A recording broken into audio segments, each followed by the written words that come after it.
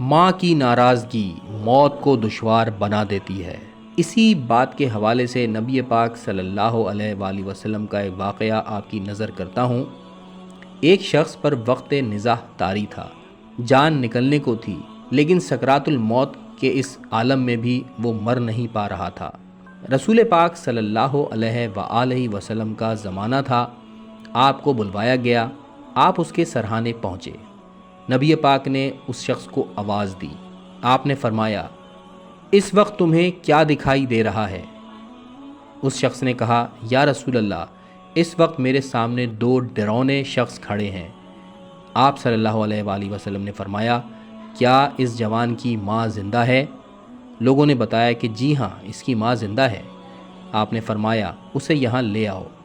جب اس کی ماں آئی تو آپ صلی اللہ علیہ وآلہ وسلم نے فرمایا، اے ضعیفہ، کیا تم اپنے بیٹے سے ناراض ہو؟ اگر ناراض ہو تو اسے معاف کر دو۔ ضعیفہ نے کہا، یا رسول اللہ، واقعی میں اس سے ناراض تھی، اور اب آپ صلی اللہ علیہ وآلہ وسلم کے کہنے پر اسے معاف کر دیتی ہوں۔ اس ضعیفہ نے ابھی الفاظ کہے تھے کہ وہ جوان بے ہوش ہو گیا۔ جب ہوش میں آیا تو نبی پاک نے اسے پھر صدا دی اور پوچھا، اے شخص، اس وقت تمہیں کیا دکھائی دیتا ہے؟ جوان نے کہا، یا رسول اللہ، وہ سیاہ چہرے چلے گئے ہیں، اب شفیق اور مہربان چہرے والے دو اشخاص میرے پاس آئے ہیں، انہیں دیکھ کر میں بہت خوش ہوں۔